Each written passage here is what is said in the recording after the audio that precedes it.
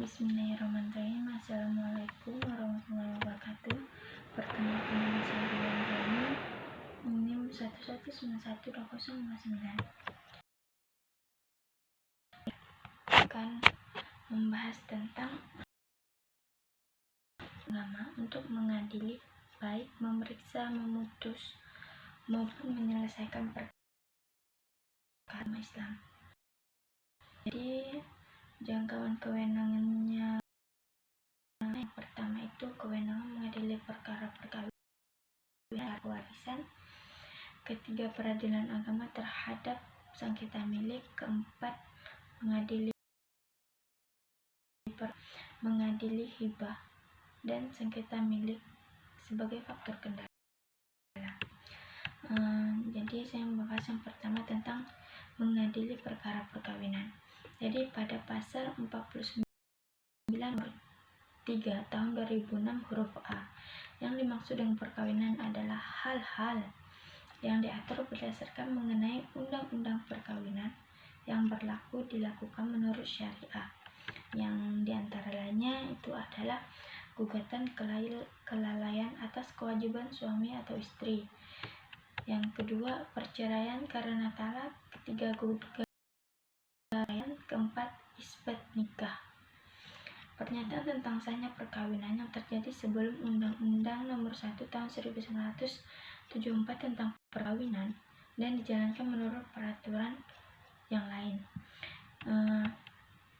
Yang selanjutnya, izin melangsungkan perkawinan bagi orang yang belum berusia 21 tahun dari orang tua, wali, dan keluarga dalam garis lurus dan perbedaan pendapat. Selanjutnya, dispensasi kawin. Baik, yang kedua itu pembahasan tentang dalam perkara waris yang menjadi tugas dan wewenang peradilan agama disebutkan berdasarkan penjelasan pasal 49 huruf B Undang-Undang Nomor 3 Tahun 2006 itu tentang perubahan atas Undang-Undang Nomor 7 Tahun 1989 tentang peradilan agama adalah pertama itu tentang peradilan agama membahas tentang wasiat waris. Yang pertama itu penuntun siapa-siapa saja yang menjadi ahli waris, yang kedua penuntun mengenai harta peninggalan, yang ketiga penuntun bagian masing-masing ahli waris, yang keempat pembagian harta peninggalan tersebut, yang kelima penetapan pengadilan atas permohonan seseorang tentang penuntun siapa yang menjadi ahli waris dan penuntun bagian-bagiannya. Jadi telah dijelaskan dalam Undang-Undang Nomor 7 Tahun 1989 tentang peradilan agama terdapat kalimat yang berbunyi, para pihak sebelum perkara dapat mempertimbangkan memilih hukum apa yang dipergunakan dalam. Kini dengan adanya amandemen terhadap undang-undang tersebut, kalimat itu dinyatakan dihapus dalam Undang Nomor 7 Tahun 1900 tentang peradilan bila mana pewarisan itu dilakukan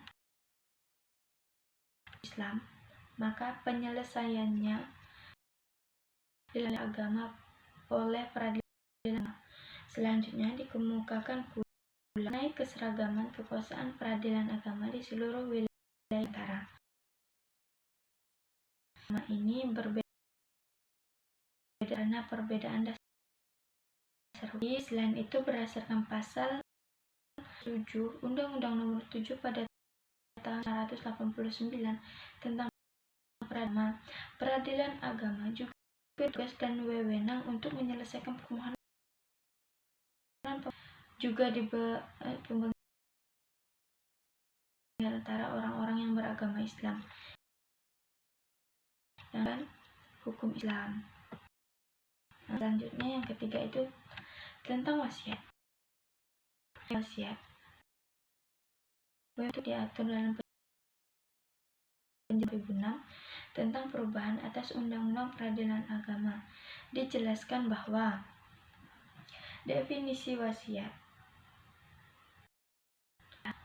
perbuatan memberikan sesuatu kepada orang lain atau badan aku setelah yang memberikan tersebut. Undang-undang terlebih jauh tentang wasiat. Ketentuan lebih detail di atas instruksi Presiden nomor 1999 Hukum Islam atau KHI pada bab 5 dan diatur 16 pasal. Jadi ketentuan yang mendasar diatur di dalamnya adalah tentang syarat yang membuat wasiat, harta benda yang diwasiatkan, kapan di mana wasiat dilakukan, dan seberapa banyak maksimal wasiat yang akan diberikan. Bagaimana kedudukan wasiat pada ahli waris, wasiat harus menerima harta benda wasiat, kapan wasiat batal, wasiat mengenai hasil investasi, pencabutan wasiat, bagaimana jika harta wasiat menyusut, wasiat melebihi sepertiga, waris tidak setuju, surat wasiat disimpan bagaimana jika wasiat meninggal dunia. Wasiat adalah kondisi orang kepada wasiat bagi dan wasiat bagi orang tua angkat dan wasiat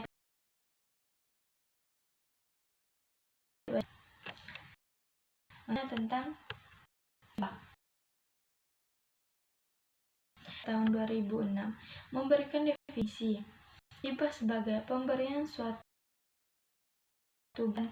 tanpa adanya imbalan dari seseorang atau badan hukum kepada orang lain atau badan hukum untuk dimiliki.